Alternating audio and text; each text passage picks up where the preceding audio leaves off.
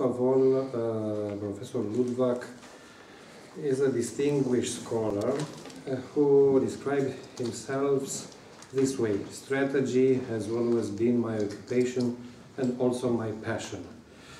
As long as I am teaching for almost 2 decades different topics directly connected with strategic studies, I'm really fond of being able to talking directly to Professor Luttwak. There are other reasons making Professor Luttwak enormously interesting, not only from strictly professional, from a strictly professional way.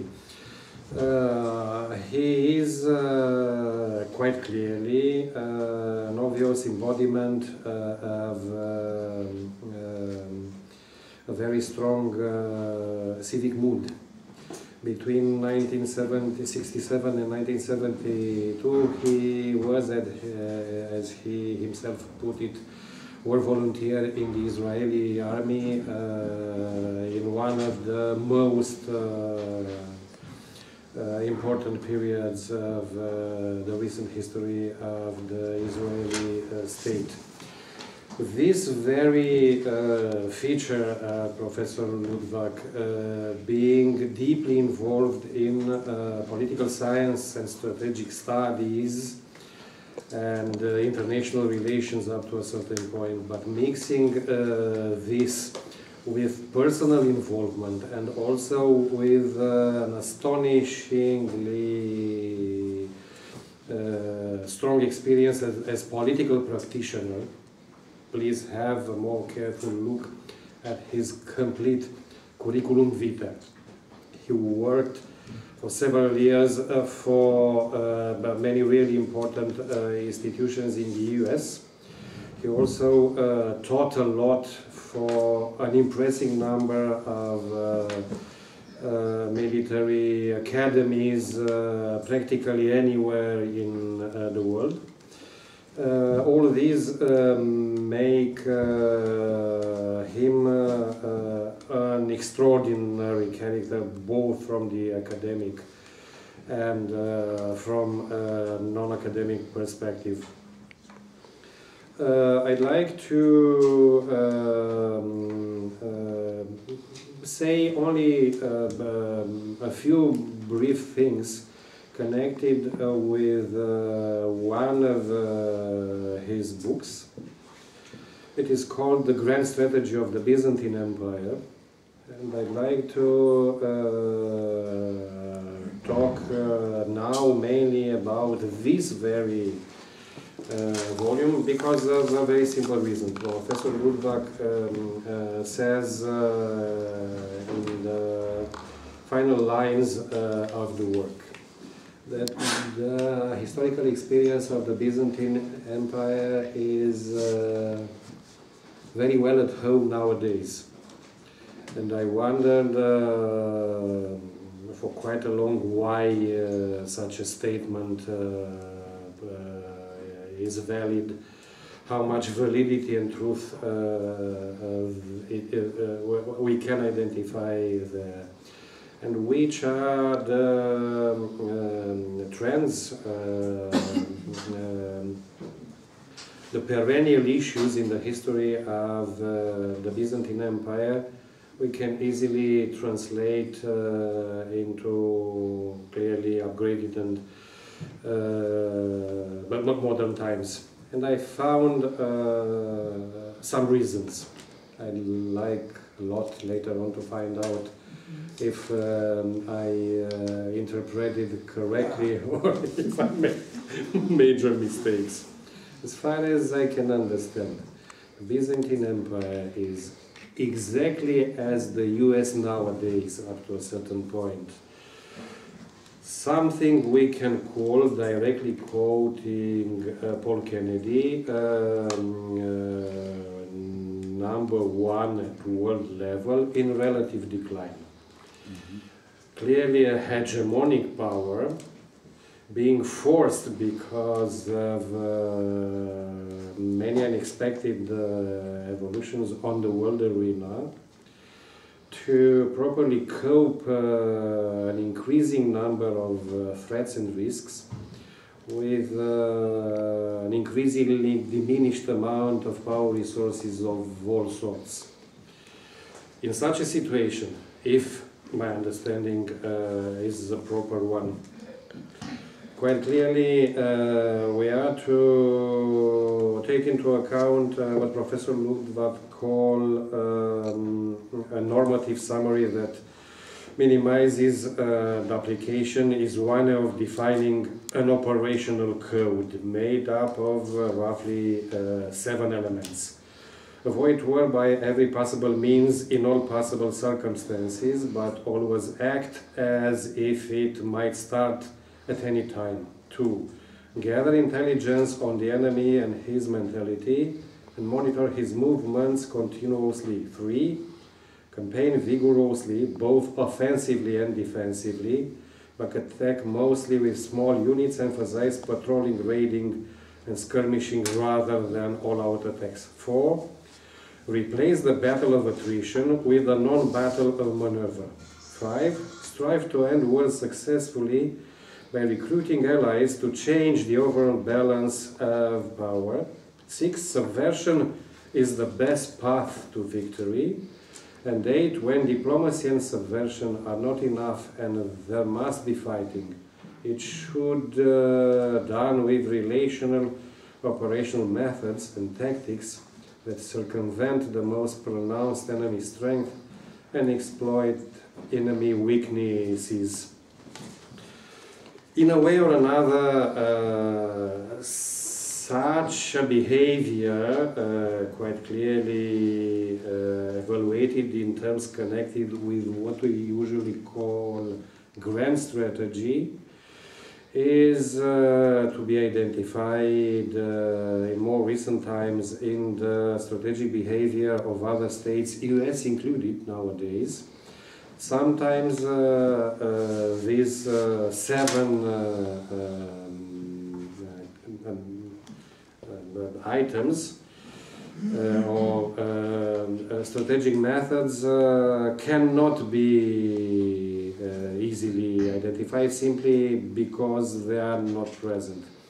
But as far as I can understand, simply comparing the evolution and the fate of the strategic capabilities of the Byzantine Empire as world number 1 in relative decline with what happens nowadays on the international arena with the US might be a very potent method enabling us all to better understand contemporary era, simply by pushing some roots very deep in early or late Byzantine history. Personally speaking, I'd like to thank you a lot for the enormous number of nights I spent gladly reading and reading again and reading again and reading again some of your works. Your strategy is here. Is only one of them. Please do believe me that everything I am saying now, it's not at all a compliment. Compliments usually are a set of exquisite lies without too much content. Right. I'm really glad that we have you here, and I am really deeply interested to find out what you are going to say to us all later on. All right, thank you very much. First of all, I accept all compliments. I am extremely old, so this stage, people can say that I'm beautiful, very tall, parachutist. I accept it all.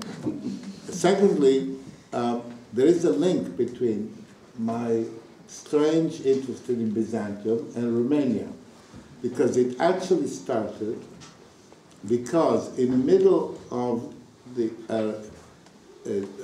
in the year 1964, which was actually the good year of Romanian communism. 1964, things were going rather well, and there was a lot of kind of new spirit. A gentleman called Mihaescu published a book called Strategicon, which was an original Byzantine military text, which you could not get. So everybody said, oh, this is the most important Byzantine book, except you couldn't get it. Where did you get it? The Romanian Academy published it. And I got hold of a copy. And it has the original Greek, and it has the Romanian translation. And since I speak Italian, French, and Spanish, and I remember some childhood Romanian, you know, in Arad. Okay? I was able to read this book. I was actually able to read the Greek with the translation, because the original Greek, the Byzantines are wonderful people, but they wrote in a very strange way, very hard to understand. And because of that, I became interested in Byzantium. Then it took me 22 years to do this book. And the reason is that I have always been working. I have actually not been a real professor who has a job at university. I've always had jobs. Actually, I came here from Brunei, because in Brunei there was a meeting of all the commanders, the chiefs of the military forces of Asia. They all meet somewhere. And this year, in the crazy state of Brunei, you know, with the Sultan of Brunei, who just made homosexuality a capital offense, and introduced Sharia and everything else, and he goes around with diamonds on his fingers, you know, in a crazy place, but they're all met there and so on. Before that, I was 1 month in Tokyo, working for the Japanese government. So in these peregrinations, my interest in Byzantium for 22 years to get this book done. And as soon as the book was published, the Byzantinists all came out and said, oh, he's made this mistake, that mistake, that mistake, and all that stuff, because of course, hundreds of documents of different periods and so on. However, what you read is what I actually came to believe. And when I see the United States dealing with the Middle East today, not sending troops and doing all these other things, it's sliding into that role. Countries rise and countries fall. And the question is, do they fall fast or slowly? Slowly. And the Byzantines were falling for 800 years. So if you, it's like somebody saying, oh, you're going to die. Yes, but the question is when? And they say, oh, in 200 years. They say, what the hell, I'm going to drink another tea. So this is the management of decline. And the only question is not true anymore, actually, because there's no competition. We see now there's no competition. We now know statistically and for sure that the Chinese are going to get old before they get rich. We know that Chinese will become old before they are rich. So the Chinese will never escape. It's called the middle income trap and so on. So actually it's not sure anymore. Maybe the United States will have another cycle. So we don't know. However, these books, for me, I'm glad that them except one, the strategy book that you have here. This strategy book, I hated writing it because I felt I have to do it. I have to do it, but actually I hated writing it because it's kind of abstract, philosophical abstract. I was never educated in philosophy. I didn't have philosophical education. If you study philosophy and you can, you love Hegel and all that, the dialectic, and you understand all that stuff. But I didn't. So I was like somebody who was forced to do something, but I didn't have the education for it. And therefore, the first edition of that book, when it came out, the reviewer said, actually it's a very important book, only Mr. Luttwak wrote it in English, translated it in German, and retranslated it in English. That's why it reads such a crazy way. But actually, It was my problems, doing this. However, I love writing the book, and I'm happy that you read it. However, that book, I'm sorry, how do you say, youthful indiscretion? A youthful indiscretion. O indiscreție sau mai precis o greșeală a tinereții. Yes, because I wrote that book when I was 23 years old, and it's entirely stolen. I stole the entire book because I was working for oil consultants in the Middle East, and I was copying what the techniques of the Syrians and all these coup d'etats, and I stole their methods, and I wrote it as a manual, cookbook. It's a cookbook. It's not the cookbook written by a good cook, somebody who's cooked. It just goes around and stealing other people's recipes, and that's what this book is about. But I loved writing the book, and the reason it happened was because I met in a party a publisher of Penguin Press. Yeah. And this publisher fell in love with my girlfriend. So he wanted to see my girlfriend all the time. Who was a film actress, actually. She was a movie actress, she was a film actress. And very good looking, and he wanted to be with my girlfriend. So he gives me a book contract, and I used to write, I was working at the time for oil companies in the Middle East, So I was writing it, and we used to meet in pubs in London, giving him chapter, each half chapter, so he could sit there and look at my girlfriend while drinking. And that's how this book came into existence. And it's kind of strange because then it got translated in all these languages and keeps being translated. This is the Romanian edition. And it came out in, Turkish, Korean. It came out in Taiwan just 2 months ago. And they made the cover with blood on it, Good blood, actually. You have blood? What do you have? Can I see? There is well, this is like a map or something. No, it looks like blood. Oh, there's an aeroplane or something. Anyway, whatever. So, writing books is, for me, a passion. And I enjoy it, but it's not my job. My job is advising governments. And governments need advice. And some governments are called for advice. They call you up. They send you an email. They say, oh, I need advice. Come and so on. So I just did a month in Japan. And everybody should spend at least a month in Japan, obviously. And, you were in Japan, yeah. Right? And so on. So it was very interesting to do it. And while you're doing this real work, I always try to understand what is the strategic situation and a strange situation, really. For example, right now, the reason why Romania is actually very safe at the time when the Russians are moving again, is because in 1945, Stalin took away Bukovina. If Stalin didn't take Bukovina, there would be much more exposure to Russian power, and there will be some strategic pressure here, from the Russians. Instead, they cannot touch Romania. Therefore, there is no pressure, because the Russian, the other story about this Ukraine-Crimea story is the question of history, which is that you think about the Crimean War and Crimea and Stalin and all that kind of stuff, and you grow up and and you think this is ancient history.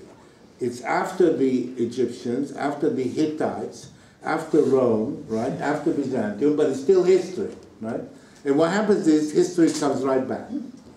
You wake up one morning and history is there in front of you with Crimea and some tanks, shooting people. They captured some prisoners in Donetsk and put them against the wall and shot them. We are in the year 2014, you take prisoners and you shoot them against the wall. That's what they did. Unbelievable kind of behavior. And you don't know who it is and so on. So people who study strategy, they're studying conflict. And when you study conflict, you're preparing yourself for hard international politics and how to avoid war, actually. This is called the strategy, the logic of war and peace. To understand, to have war, you prepare peace. If you want peace, you have to prepare for war. Civis pacem para bellum. The Romans said that is damn true. If you do not think in warlike terms, you will not have peace. That's it. That's it. Now, personally, I obviously am interested in strategy, I'm interested in conflict, I'm interested in violence. I think violence is something that you have to study seriously. And one error, I would say, of the intellectual classes, traditional error of the intellectuals, is to say, violence is bad, therefore I won't look at it. Oh, don't talk to me about this war stuff and army stuff and stuff. Well, you know, if you don't, it comes to you. And if you do, it doesn't. I mean, the country, the most warlike country in Europe is Switzerland. Only country in Europe where you legally have to have a rifle in your house with ammunition, and you have to be able to learn to shoot. They are the only country in Europe which had peace since 1847. The only country in Europe where it's legally obligatory to have a gun and to learn how to shoot and kill a person, okay? Not shoot against a target. Is the only country that has peace. So this is the duality. Anyway, that's it. If you want to know the name of the best disco in Tokyo, I will tell you. It's called Maharaja. Maharaja is in Roppongi, and it's actually not expensive. The music is very good. It's very last music on Saturday, Friday and Saturday. Monday and Tuesday they have disco for the older people, you know. So this is it. That's the best secret in Tokyo. Maharaja in Roppongi.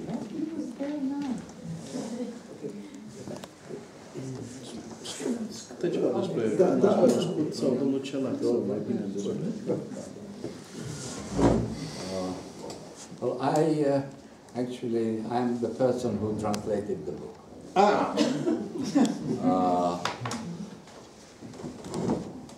And it came as a surprise to me, because 25 years ago I swore I would never translate anything for anyone.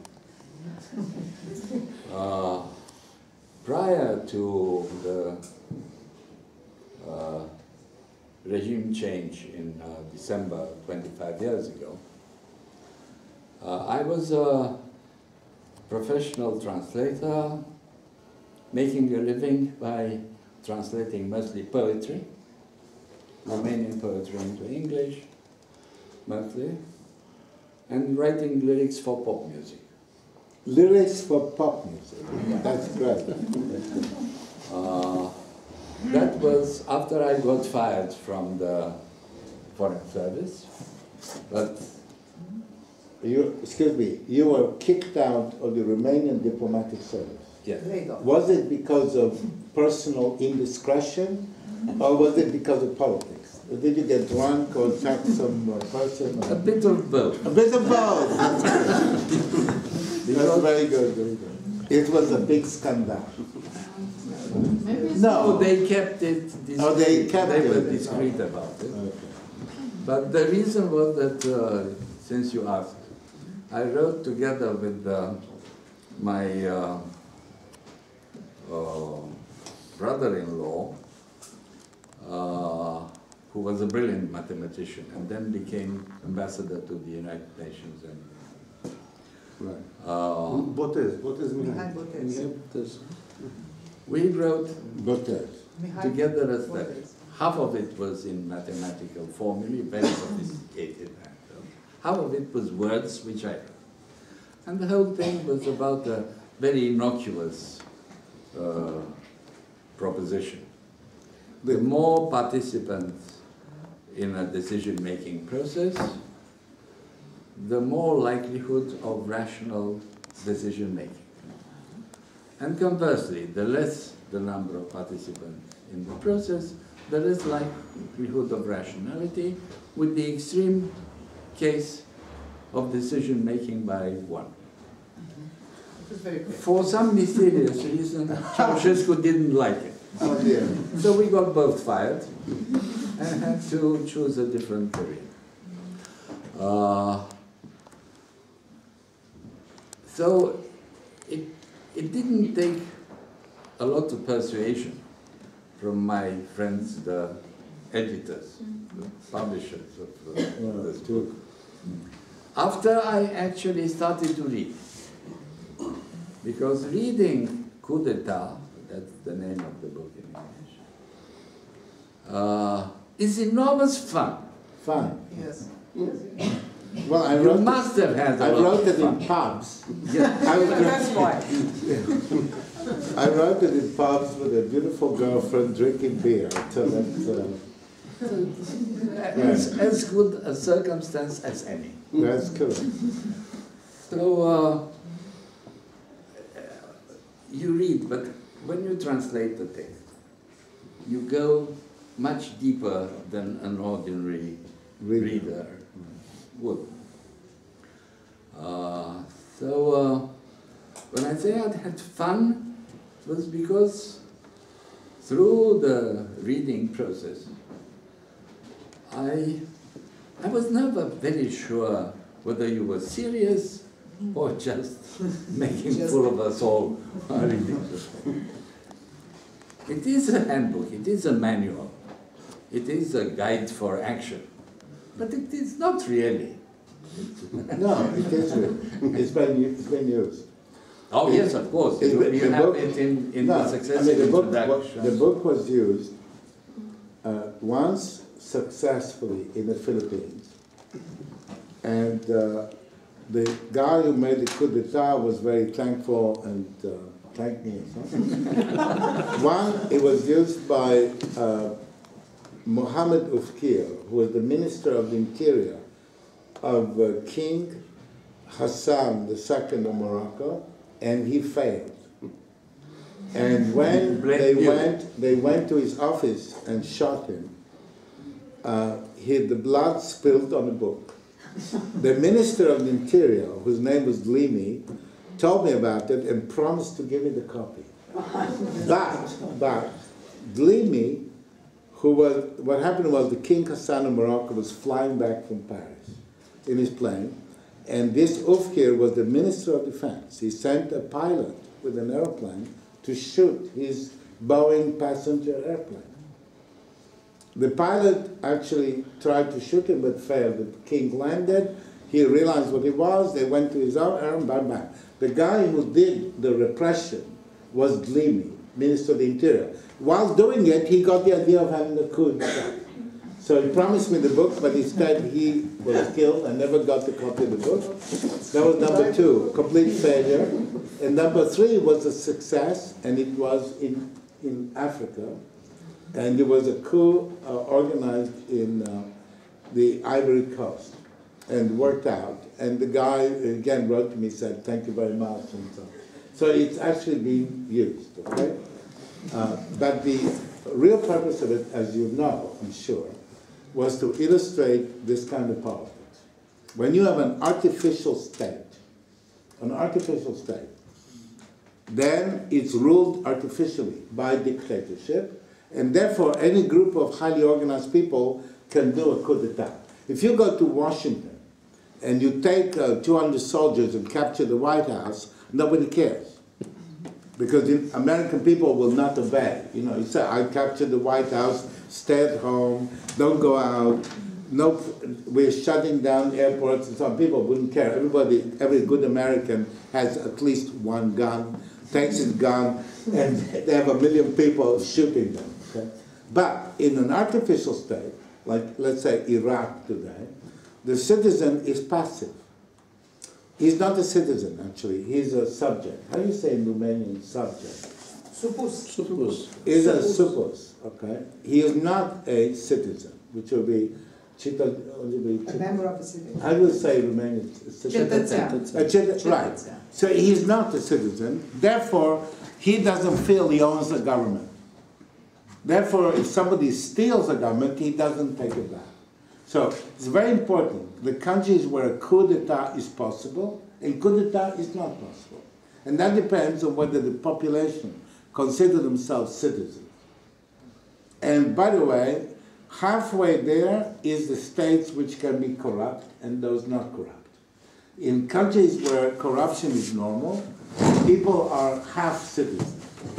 Half citizens. They don't really feel it's theirs. If they hear that some minister took some money, they don't feel it's their money.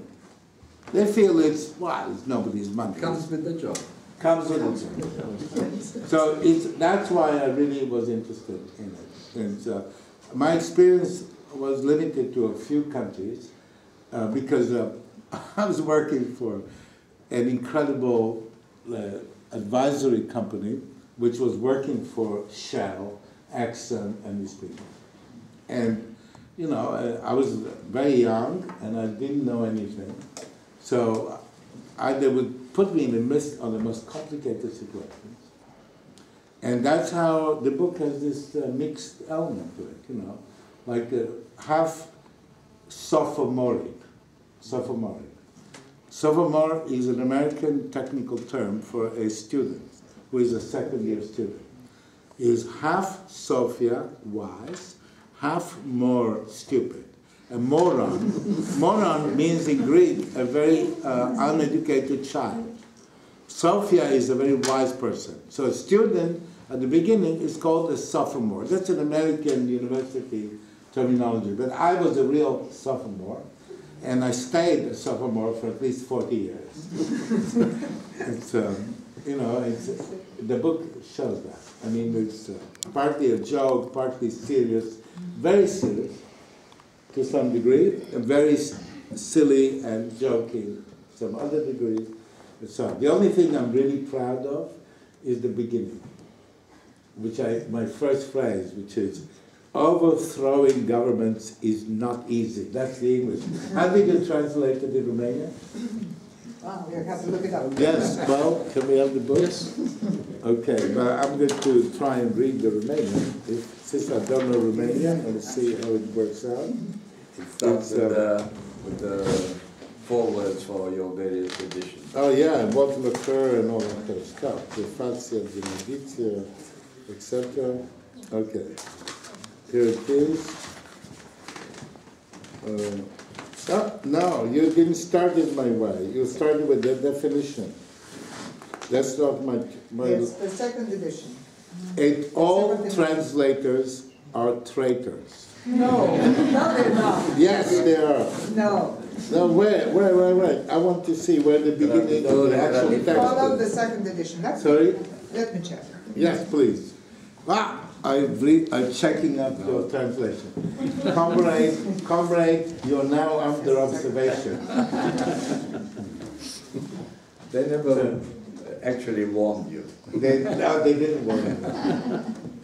Actually, you rebelled against the state, and they did not even shoot you. Yeah. And you are lacking in gratitude. You should be grateful. Stalin used to shoot the Exactly. interpreters. Mas Then the he sheets of them. No, that's not That me. was not That's mine. not mine. This is not my This is your beginning. second edition. Mine, not true at all. This is some other thing. I started by saying, overthrowing governments is not easy. That's how it goes. Yeah, this is here's the guilty party, he's the publisher. The publisher. And the official traitor, right? I'm a disciplined subaltern. They gave me to translate, I translated. Right. You know, traducere is tradire. That was the original. Traditore. Esatto. Traduttore. Anyway, perhaps there's questions. Yes, so if you have questions. Aș vrea să vă spun și eu două, dar o să vorbesc românește. Domnul Luttwak înțelege dacă vorbesc rar. Rar. Rar and simple. Rar și Yeah. simplu. Yeah, sophomoric. Sophomoric. Cum am ajuns să îl caut să-l traduc pe domnul Luttwak? Acum vreo 3-4 ani se pregătea un guvern tehnocratic la București și am făcut parte din echipa care consulta acea... Deci nu era o lovitură de stat, era o încercare... Și vă și amintesc numele, că a circulat mult, era numele Călin Georgescu. Toată circulația asta a numelui Călin Georgescu la vremea asta a schimbat lucrurile, pentru că în felul ăsta a venit Mihai Răzvan Ungureanu, prim-ministru, a înlocuit pe Boc. Din ce motiv? Lucru care nu se știe, vă povestesc aici pentru că sunteți oameni care vă ocupați de politică, pentru că ne ascultau. Două servicii ne ascultau, SIE și SRI. Drept urmare, ei văzând ce facem noi acolo și au zis, noi suntem mai deștepți. Ne facem noi tehnocrați. Ceea ce s-a și întâmplat. Deci, șeful SIE a devenit prim-ministru pentru că a furat planul nostru. Pe scurt. Acum îl mai fură odată și celălalt de la... O să devină și el prim-ministru.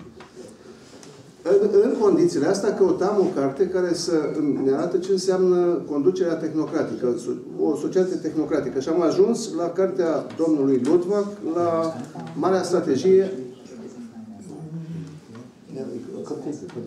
Marea Strategie a Imperiului Bizantin, pentru că Imperiul Bizantin a avut o conducere tehnocratică. Conducere tehnocratică care se repetă în epoca modernă într-un singur stat cu adevărat, e în Franța. În Franța se și critică partidele guvernul, pentru că toate provin din aceleași 3-4 școli, indiferent dacă sunt socialiști sau sunt de dreapta și chiar de extremă dreaptă, ei au făcut școala împreună și până la urmă totul se întâmplă în același borcan. Am citit și o carte cu mare profit, cartea Marea Strategie, care e o carte care privește direct istoria românească. Noi ne cunoaștem foarte puțin rădăcinile bizantine.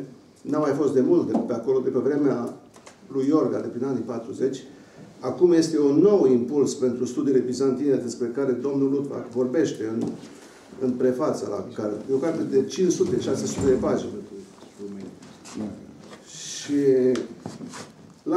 am procedat foarte simplu, pentru că pare misterios. I-am căutat telefonul și l-am sunat. Dacă pot... Mail-ul. I-am scris și dânsul a fost de acord. Am început cu cartea asta, care e o carte de tinerețe, pentru că ori de unde începeam era greșit. Din moment ce nu se făcuse nimic 20 de ani. Sperând că în felul ăsta să dau măcar posibilitatea, dacă eu nu pot continua, alții să continue să facă mai departe ceea ce cred că se va întâmpla. Mie mi se pare foarte important ca lucrări și oameni ca domnul Luttwak să fie aduși în România, mai mult decât filozofi.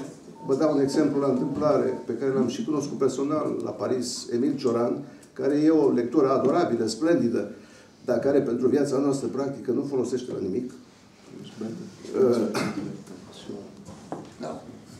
Ca să vă fac o comparație în mare, eu n-am înțeles niciodată de ce Europa a fost atât de îndrăgostită de Heidegger, în loc să caute filozofii, cum îl cheamă pe mare filozof de la Chicago, școala de la Chicago?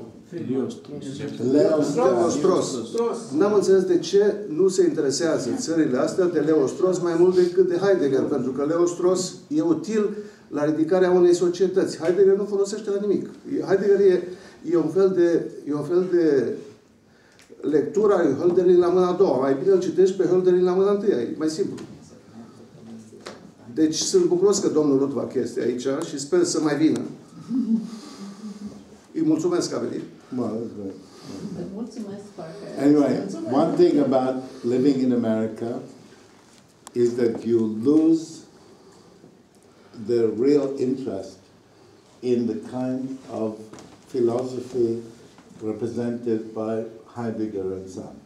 Your American life is very practical. The Anglo-Saxon are very empirical. They're empirical, they're practical. They do not like these elaborate intellectual constructions. And the people in America who study that stuff, like Heidegger and so on and so forth, are very marginal to American life. The American and English philosophic tradition is problem solving. Problem solving. So it's actually like the ancient Greeks, like the Epicureans. The Epicureans said, I don't give a damn about the universe. I don't care about the universe. I want to know one thing. How can you be happy? All the Epicurean literature is how you can be happy. You know, happiness, work, creation, you know, action. So, and I, living in America, I've been influenced. Okay, I don't like hamburger, I don't like McDonald's, but I do like this philosophy of problem-solving philosophy. Actually, problem-solving philosophy. It's narrow-minded, it's short-term, doesn't have depth, doesn't have time, very limited in what you do, but it's constantly new, and gives you a lot of energy. So, now, my clients, like the Japanese government, are not buying philosophy. They have problems and they want a solution, you know? And I like that. I like the idea that you wake up in the morning and somebody sends you an email and calls you up and says, I have a problem. And then, you know, you pick up and go, you make your suitcase and put in a couple of shirts. Sometimes my wife comes with me, sometimes she doesn't. And you go and solve these other people's problems. And you are in the middle of their life and their, you know. So I try to enter this by, you know, doing important things like eating. If I'm in some country, I eat the food of the country, you know, and I try to get into the mood of it. But this is completely different than the philosophic mentality of Heidegger or even Choran, you know, which is creating an abstract universe. I admire it, but fundamentally, I don't want to do it, even if I could do it. Actually, I don't think I could. That's a different thing.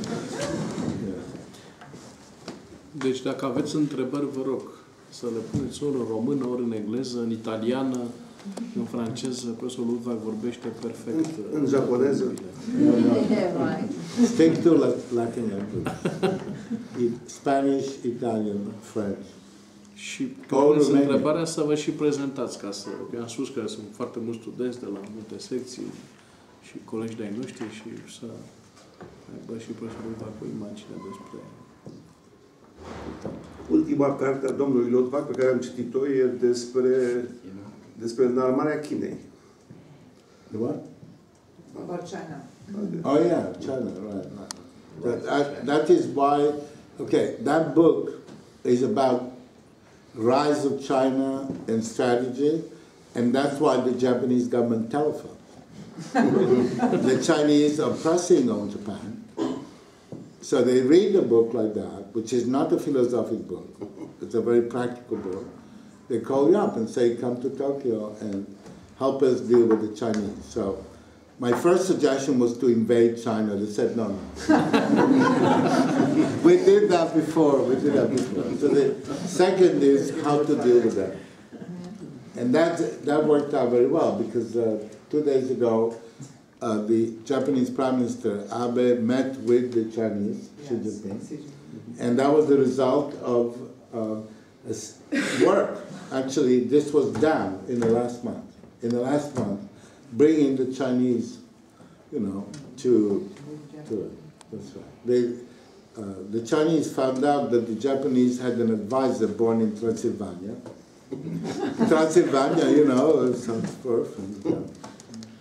You know, the usual stuff, and they immediately surrendered, obviously.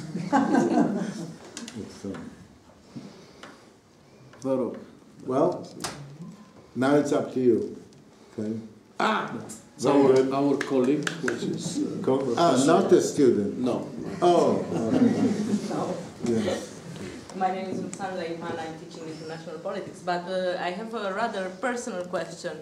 And that is, have you ever been accused of encouraging actually le coup d'etat by writing this book as some kind of a manual, and how did this public criticism affect you and your career? Well, I've been accused of actually organizing coup d'etat or threatening or collaborating or inspiring. In Italy, quite a lot, several times in Italy they did. Because in Italy, people know me for other reasons. So actually, if you go on the internet and you put my name on the internet. Yes, this happened to me. Yeah, you put Luttwak and coup d'etat, they accused me of organizing coup d'etat. They say, oh, he's a CIA agent. When was that? Several times. So, and in other places, they say, first of all, but the people who write this don't know anything. Don't know anything.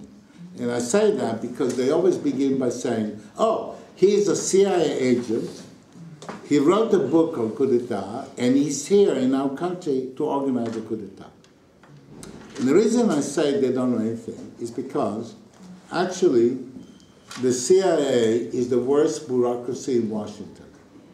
And I've worked happily for the Pentagon, for the Department of State, but I would never work for the CIA because they're third rate. They are a very inferior bureaucracy, so whoever writes that doesn't actually know anything. They're not, they really are second rate. You don't have nothing to do with it. And they are, obviously it's never been true, but I have never been bothered by it. My wife is an artist. And when a critic says, oh, your work is wonderful, she's all cheerful and so on. And if somebody says, I don't like her work, she doesn't like that. But I don't care. I couldn't care less. When people say, oh, it's wonderful, I don't care. And they say it's terrible, I also don't care. Because actually, the reason is different. The reason is a very particular one. When I'm writing a book, I love the book. The moment I finish and I give it to a publisher, okay, I actually don't feel it's my book at all. I have no personal involvement, and people say it's the worst book in the world. I don't care. I kind of lose it. I lose it. It's not like having a child, and then you remain with the child and so on and so forth. When you finish a book, I feel alien from it, and actually, I'm now almost a criminal because I'm supposed to do a new edition of Coup d'etat, and I haven't done it, because I don't love the book. So I don't care when people criticize me. I don't give at all. But you're never professionally affected by... No, my wife says I'm autistic. I just say autistic. Yes, Autist. That's what she says. So I think if you write controversial books, it's good to be autistic. You don't care. You actually don't care. I had Italy, after all... which other country? Italy, Peru, in Peru, not Mexico, Argentina. That's 3 countries where I was accused of organizing coup d'etat. So, It figures. it figures. The Italians need coup d'etat. But actually, I was involved in taking down the Berlusconi government, but that was not a coup d'etat, there was a parliamentary vote. I would go on television in Italy and say to members of parliament, say, don't support Berlusconi. And publicly, it's not a conspiratio. Now, you speak Russian, right? Yes. Yes, he speaks Russian. This comrade just confessed he speaks Russian. We have to watch him. We have to watch him. I have a subject to propose you. Just about that. This is my publisher. This is, yes, the voice of the publisher. Yes. I met Mr. Luttwak, I have to say, in French, as a matter of fact, because my husband, the other publisher, bought the grand strategy of the Byzantine Empire in Paris, in French. Oh, déjà.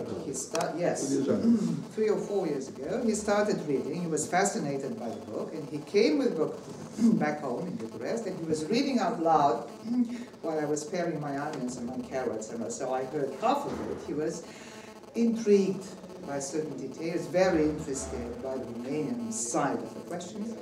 And then I Googled you. I didn't know you. So the first thing that comes up on Google, and the first thing I clicked up the page was something I was not very attentive. It was a file with a voice saying c'è una cosa che non vi ho detto. So I was a guy speaking Italian. And he was speaking to some Sicilian, I think, lemon producers. Yes. Sounds familiar. Yeah, sounds familiar. Yeah.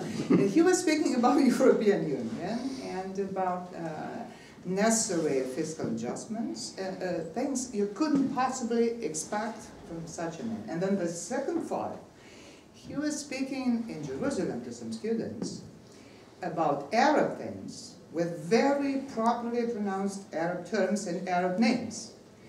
And then I looked up really Luttwak in the whole net. And what did I find? In every small biographical note, the second, if not the third, detail was that he was multilingual. Well, many of us are multilingual. And some of us are very multilingual. He is very multilingual too. No, not only Russian. He only, what? He only knows English and Russian? No. French, some German, some Italian. So in my family we spoke 6 languages. What's the problem? But it would never occur to me to present myself as a multilingual. And nobody would present him or me or I never present myself as multilingual. I know. I never say I'm multilingual. Yes, this is the thing. People present you first and foremost as multilingual. So, In America, it's a big thing. Yes, in America it's a big thing. And he must be very irritated because it's not only a matter of language, it's a matter of culture. He is multicultural, as a matter of fact. It's not multilingual. No? It's not words, it's not names. It's probably the fact that you can have direct access to several cultures and understand better things than others. Well, I accept this compliment too, but I want to tell you that usually people like this are called dilettante in English, or I just say dilettante. Dilettante. The same word. Dilettante, you know, somebody does this and that. And so I mean, I'm a dilettante, Yes. and I work in different fields, you know. One of them is aviation. I run an aviation company, so I have to know the technical terms for aeroplanes. So, you know, But is it important for young people to I think it's, have a good command? okay, Yes. let me tell you, okay. Just until maybe a short time ago, historically, the right way to behave was to find what you're good at and then set up the best possible institutional place and do it and have a career, okay? What's happened in the world economy is that whoever has a career is punished. Punished. For example, in America, doctors were made a lot of money. Well, doctors are now not making a lot of money. So actually, in the modern era, even people who are in a very deep profession like medicine have to change. So I think that I became a dilettante for lack of discipline. Okay? No discipline, you're a dilettante. But actually today, dilettante is a good strategy because you have to work in different countries and do different things. For example, in the last few months, my big deal was my ranch in Bolivia, because I raise cattle in Bolivia. I have cows in Bolivia, and for years it wasn't any good, and if I tried to live from it, I wouldn't have any food, and now it's very good. So now my focus is Bolivia. I just, you know, it's the ranch in Bolivia. So being a dilettante in the modern world, it was always an insult. Ah, he's a dilettante. Today, it's actually a successful strategy, but I did not choose it because it's successful. I chose it because I just was bored easily. You know, easily bored. I actually had a wonderful job. My first job was a wonderful job. And I just got bored. Everybody said, you're crazy, this is a wonderful job. They pay so well, it's so interesting and everything else. But I got bored, you know. So today, this was always throughout history bad thing, to get bored and change. And today, it's a good thing. You change languages, countries, professions, and you do whatever works, you know. So, you know, I can't advise it to anybody. I mean, it's... Please do. Please no, do. no, I can't advise it to students because, Yes, you know, these things happen, you know. It's an accident. Everything is accidental. I mean, how did I become, you know, I raised cows in Bolivia, you know. If I tell you how it came, you'll say, this is a totally crazy story, you know. It was actually my son. He was a college student. My son was even younger than me. And I wanted to go on holiday with him. And any proper 20-year-old boy, his father says, oh, I want you to go on holiday. He says, you must be mad. I want to go on holiday with my girlfriend. So I said to him, to seduce him, right? I said to him, we will take a car and we'll go from La Paz, Bolivia, across the Amazon in January, the rainy season. So it means that you half the time you're in a boat, the car is like a boat, there are alligators and anacondas and all that stuff. So he couldn't say no to that. So if I said to him, oh, we'll go to Miami Beach, he says, you must be mad going with my father. I can go with my girlfriend. But this he came. So he came with a friend. We crossed the Amazon. We had many adventures, proper stuff, you know, with banditos and all that stuff. And then I found this place, which is the most beautiful grassland. Gorgeous grassland. And I said, what's missing here are some cows. Not a forest, a grassland. So I actually bought a little piece there and I started the thing. So for 15 years I used to go back and forth and so on, spend money and so on. Now it's a great business. But all accidental because my son wouldn't go with me to Miami Beach and I wanted to spend some time with my son, you know. Because, so this is not advice for young people. To be accidental, undisciplined, you know, this is because I'm not What good is the advice? No, I'm just saying that you have to, let's say, very simple. You have to become multicultural to live in the modern world. That's all. You have to become multicultural to live in the modern world. Yes? Professor, my name is Adrian Buna and I graduated 2 years ago, mastership program here in... 12 years ago? Two 2 years ago. 2 years ago. So, it's quite interesting. You grew up in Italy, and in 1931 in Italy appeared the Curcio Malaparte's book, The Technique of the Coup d'etat. Right. And now you... I stole the title. And after some years you wrote a book treating the same subject. That's right. How did, if this book influenced a little bit your work or not? Curcio Malaparte was 3 things. First of all, he was an absolute wonderful writer. And by the way, he was multilingual because he wrote in Italian and French and German equally well. Secondly, he was a great liar who told fantastic stories, some of which were true. About Romania too. About Romania too. He wrote about Yashi. Yes. About Yashi, the pogrom of Yashi. Yes. But And he wrote it as an eyewitness. He wrote as an eyewitness. As an eyewitness, he was there, except he wasn't there. He was in Viareggio, Italy, on the beach. However, he was there. Okay? Now, but first, he wrote fantastically well. Secondly, he had the best girlfriends. He wasn't married, and he had one fabulous woman after another, all his life. Third, he took himself very seriously as a person and died as a serious person in Beijing in 1950, when during the Korean War, he, an Italian journalist, was the only one who got a visa to China in the middle of the Korean War, goes to Beijing to write the story. Of course, they didn't allow him anywhere near the front. That didn't stop him from writing the most dramatic account of the battle. And when you know, I've been involved in real wars, you know, real shooting. I've shot and I've been shot. He never did, but his account is more true That's the truth. Catch-22. So what I did, my tribute to Curcio Malaparte is when I wrote my book, Coup d'etat, it's called The Practical Handbook. But I actually stole his title. I stole it from him. Because his book was called La Tecnica del Colpo di Stato. Right? And it was about Mussolini.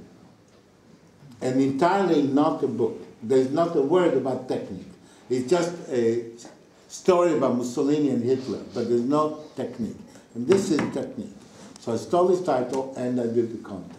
But my admiration for Curcio Malaparte is unlimited. Because, yes, go on Google Images, put Curcio Malaparte, and you say, I don't care about Curcio Malaparte, who is the woman next to him?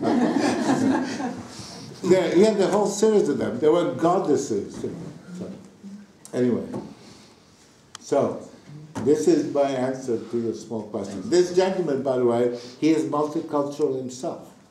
He's a Aikido martial arts guy. And I hope you speak Japanese. A little bit. Shikoshi. Shikoshi Nihongo. Ah, very good, very good. Japanese, by the way, is a very easy language. Not like Chinese or Korean. So it's very advisable. I only actually met one Romanian in a whole month in Tokyo. Not like Rome, where half the population is Romanian. There is one question there and one here. Yes. Hello, Mr. Luttwak. In Romania, the most recent debate on this topic, on a coup d'etat, dates since 2012. Have you heard of this so alleged coup attempt in 2012? And if you did, can you tell something about this topic, about this event? Of course I've heard about it. This was a major event in European politics. It was very noted. However, the use of let's say that it was very unusual, very irregular. It was not a coup d'etat. It was not an illegal thing. It was not, and a coup d'etat is completely illegal. It's totally, you don't care about constitutional law, regulation, laws, anything. You take your guns and you go into the palace. You shoot the dictator and you say, I'm the new dictator. So this term coup d'etat was, of course, wrong. But people understood that Romanian politics is still evolving towards having, let's say, normal dynamics of European democratic politics. It's still not there. So this was a case of abnormal dynamics, let's call it that. Because nobody actually tried to act in an illegal way or do something of the sort. It was just irregular, improper, in a deep way anti-democratic, but only in spirit, not legally. By forcing some limits? Yeah, sure. Because, all this constitutional machinery there is everywhere, all of it actually relies on self-restraint. People saying, I could, but I won't. Legally, I can, but I won't do it. In this case, they did. And so, yes, but the term coup d'etat was a dramatic, melodramatic way to describe a piece of irregularity. That's all it was. Thank you very much. Yeah. There's one question also. Yes. My name is Andrea Belata. I am a PhD student here. PhD? Yes.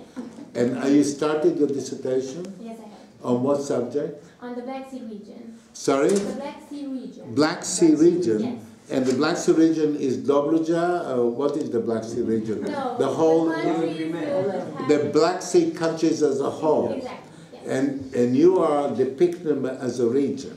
Yes. Ah. I am. Right.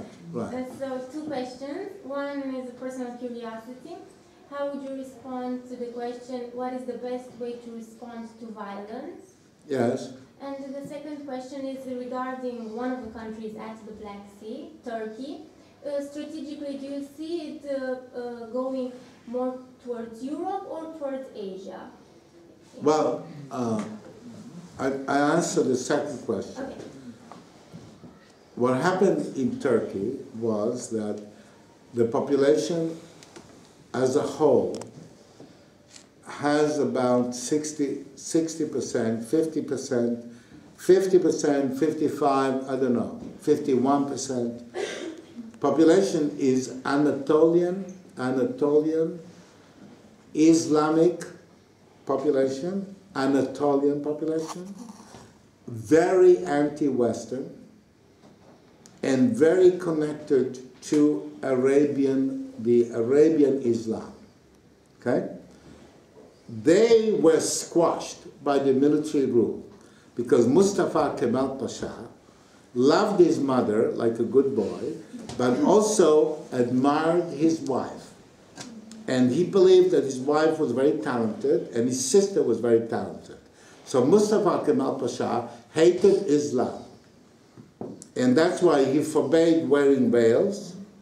The current Turkish government of Erdogan just allowed wearing veils for girls from 9 years of age. Okay, now the 9-year-old can put a veil on. Okay, he prohibited that. He prohibited this and that and the other, and then he left the military to preserve secularism in Turkey, which meant non-Islam in Turkey. Right? What happens is that the European Union, in its infinite wisdom, pressed the Turks to demilitarize politics, to have proper democratic politics. Now, in democratic politics, the majority rules. And the majority in Turkey do not want democracy. They do not want legality. They do not want individual freedom. What they want is Islam. Now, they are a small majority. They are not 90%, 80%, 70%, 60%. They are 51%. But because they don't even understand what democracy is, they think that if you have 51%, you rule everything. They think democracy is you have an election, you win 51%, and you get 100% of the power. That's why they're closing bars. They're not, they take over 51. For example, there is a quarter in Istanbul called Sicily. Sicily is 51% Islamic. They immediately prohibited drinking alcohol.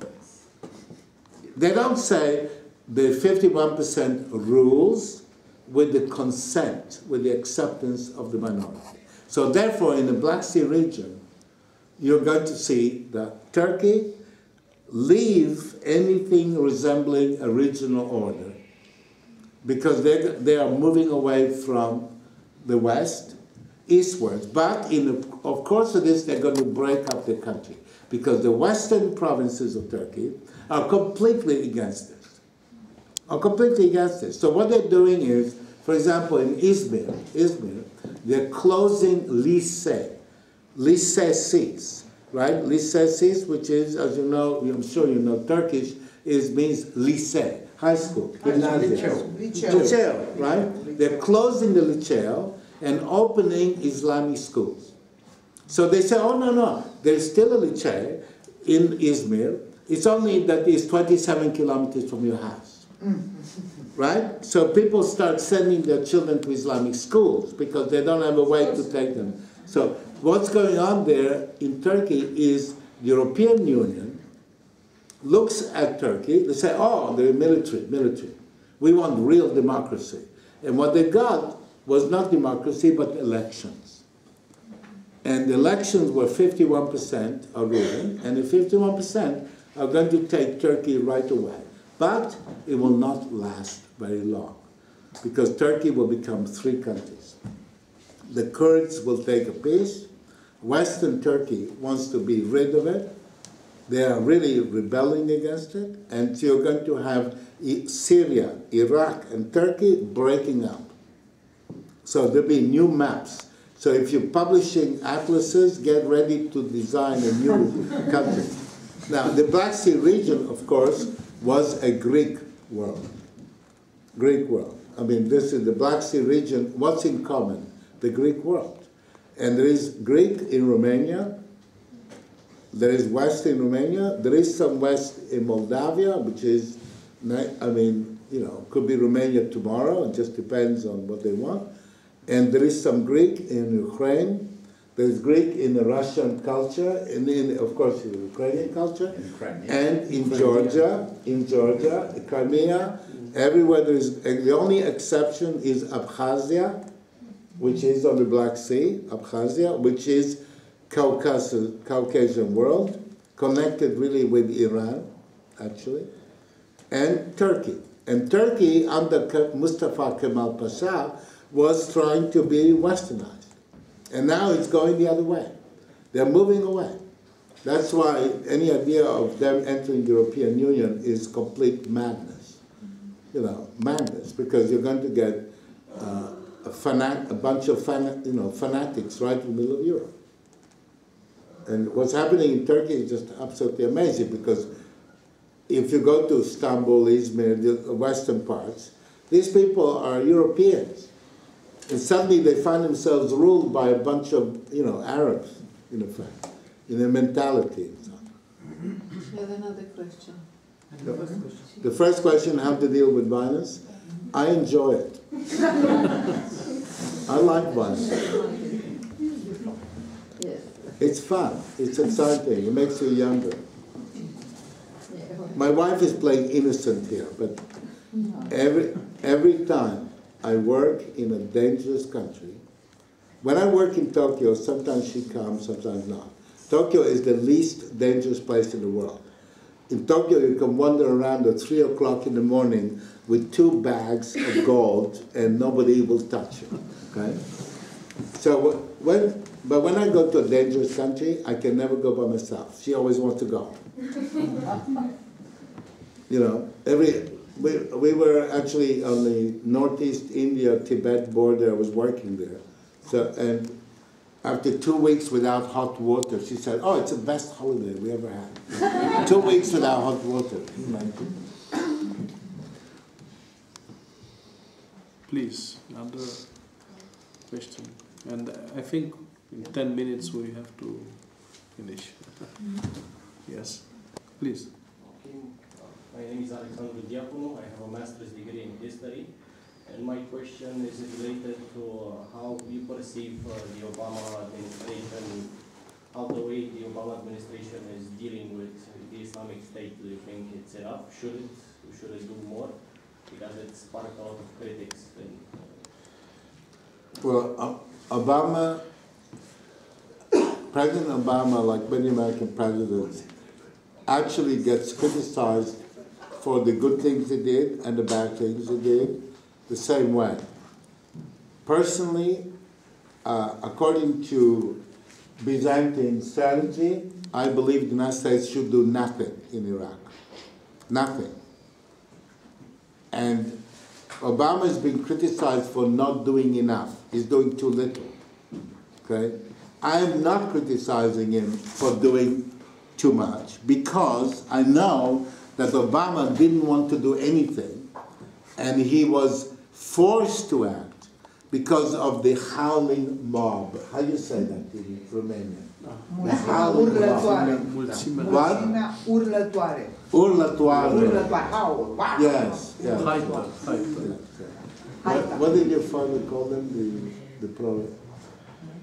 The proletarian was the term. Okay. What happened in Mesopotamia is that they made a video, a beautiful video, with the orange shirt, t-shirt, against the gray desert background, and they cut his throat. Then they made another one. What were these videos, according to you? What were these videos? They were invitation letters. They were invitations to the Americans saying, come and bomb us.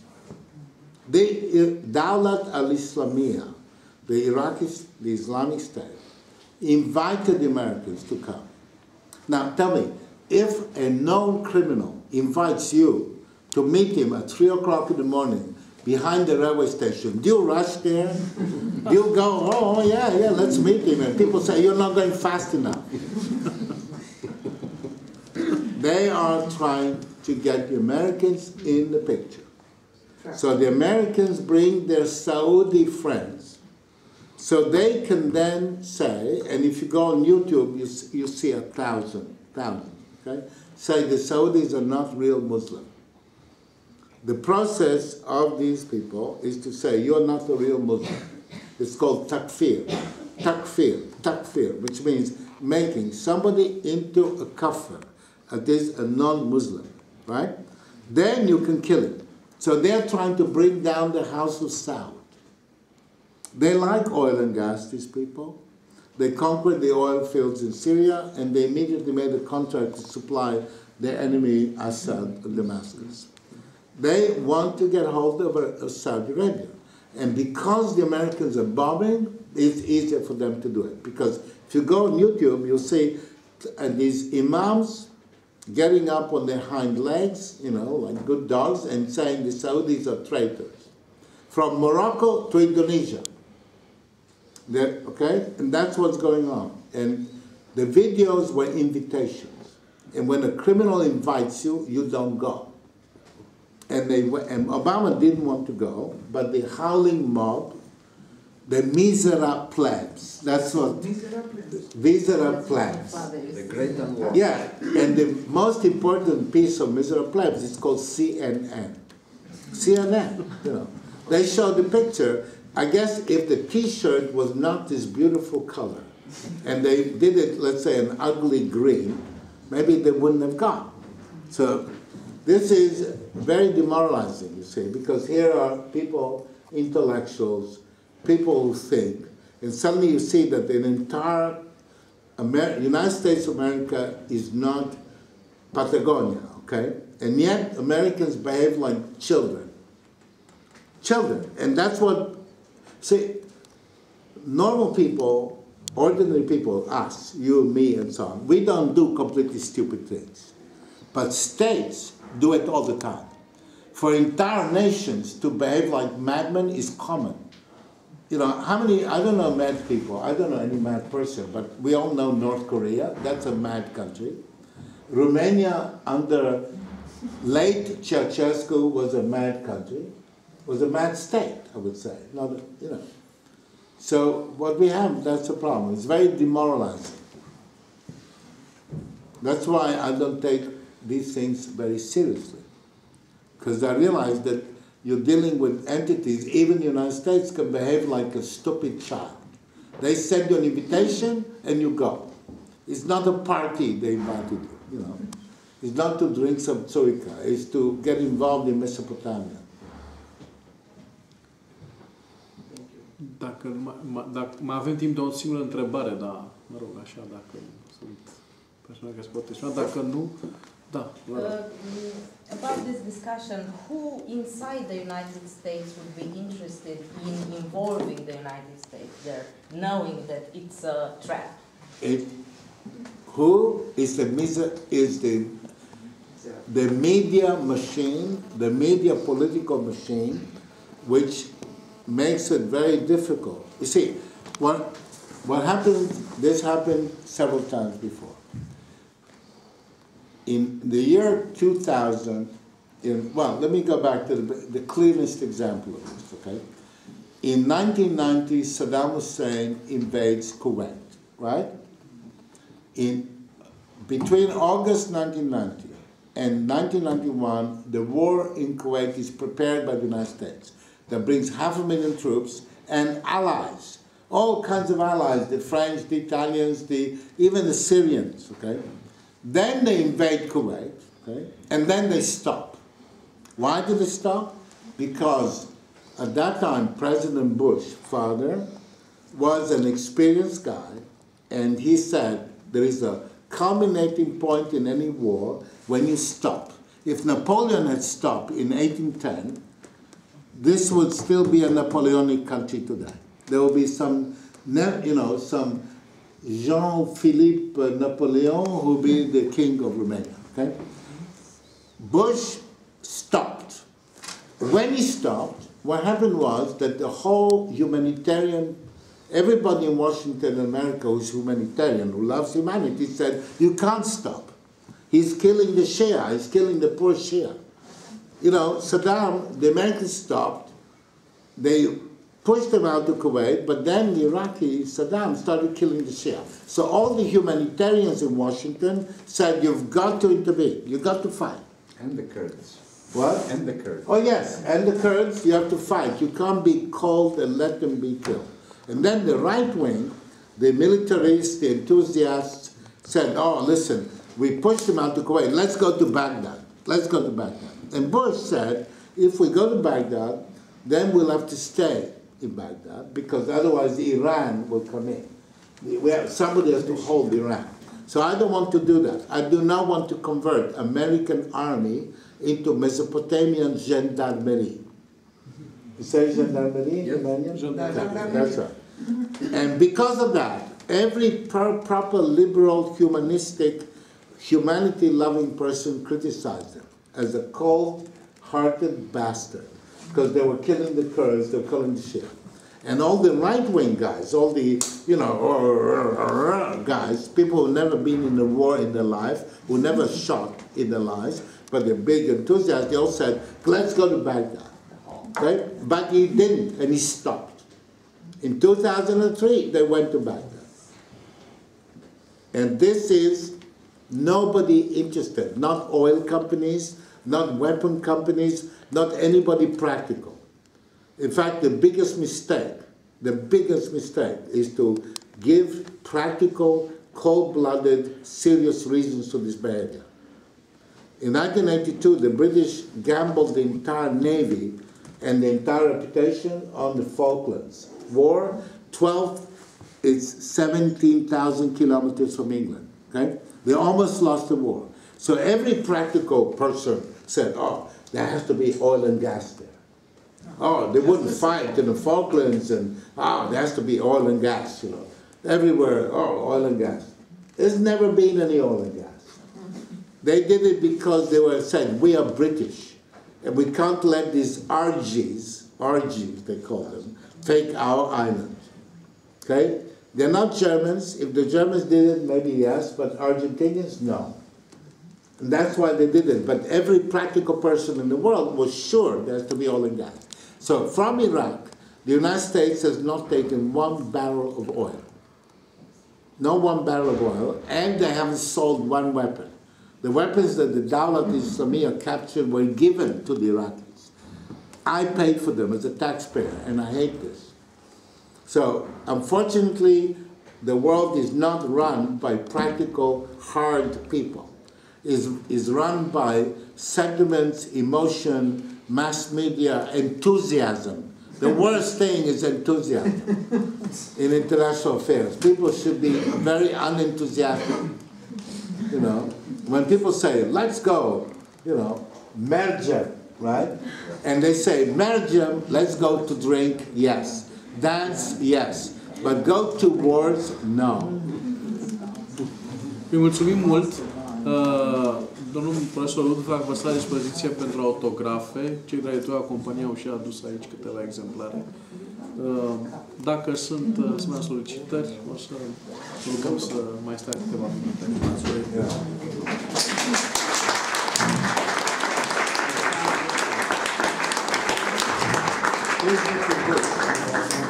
So, this is yours? No, this is... It's for us. It's for us. For Adina and Petru. So write a few words to it. Yeah, they can have